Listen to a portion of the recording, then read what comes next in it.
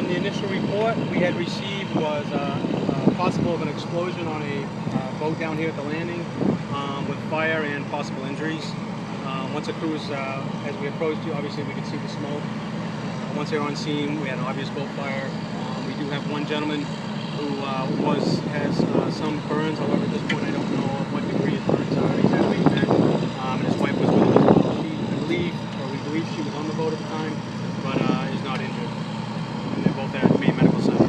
Witnesses said that she was on the shore yelling to him. Did they get blown up? No, from what I got from an initial report from him was that he had some equipment that was on the boat running. He went and had opened up the engine compartment to check on something, and within a very short time of seconds, there was an explosion.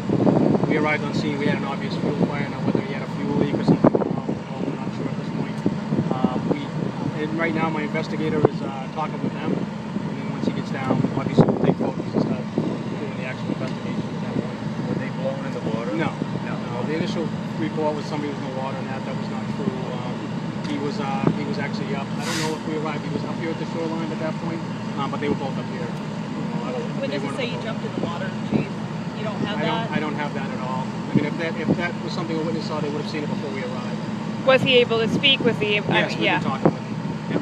I think it's pretty incredible. We understand that some witnesses were saying he was talking and towels wrapped around his head. His hair had burned off, obviously, but that he was able to walk around. The degree is his burn. Looked like he had a bad sunburn, but I know that he had some other burns on his legs and stuff that we're not sure about what kind of, again, what degree is.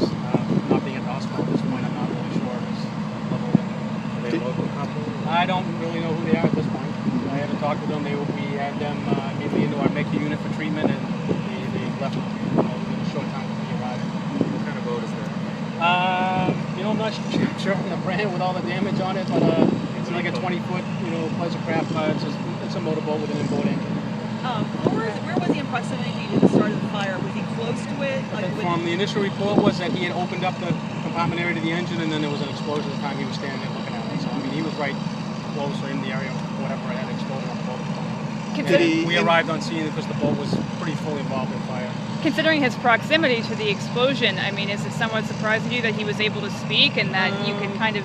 It is. I mean, certainly you wouldn't want to be breathing in any kind of damage from the fire stuff that caused some other problems for him later, but it was good that he was, in fact, talking. I'm sure his injuries are probably more extended. Normally, burn injuries actually become more of a problem later, a little later, not initially, but they show up later as being quite extensive. So he'd be at Maine Med, I'd say, for a while. Do you have any idea right now what would have caused this explosion? I mean, we haven't even begun. Again, I know we had a fuel fire when I got here. At this point, I'm not going to speculate too much more until we get a chance to really get more information from him if he was having problems with the boat, and then get a chance to look at the boat itself. And the origin at this time? Just, again, it appears something that went wrong in the engine compartment area. All the fire was in the back of the boat, which is where the engine was located. Did he indicate that he had his blower on, trying to vent the fumes? Again, Dave, I didn't talk to him, and we just like you were hearing from some witnesses, there were some questions that might have been going on. So I talked to my investigator who hasn't gotten back. He's up talking to him now. I don't have any more info on that. What's your timetable for how the investigation is going to progress today? The good thing is that he is okay and can tell us really what was going on led up to the point of what had happened. She's obviously fine. Again, additional witness as well to tell us what was going on, to find out any issues with the boat, what kind of problem they having or not having. Was this unexpected, or was he working on it for a reason? And then once the investigator gets down here, finish up with some photos, and then start looking at the boat itself. Within a short time frame of a few hours, we might be able to give a release on some basic information on what might have happened. If not, it'd probably be about a day. Yeah. Sorry, had they just put the boat in? Is that right? I'm not sure. I don't even know why he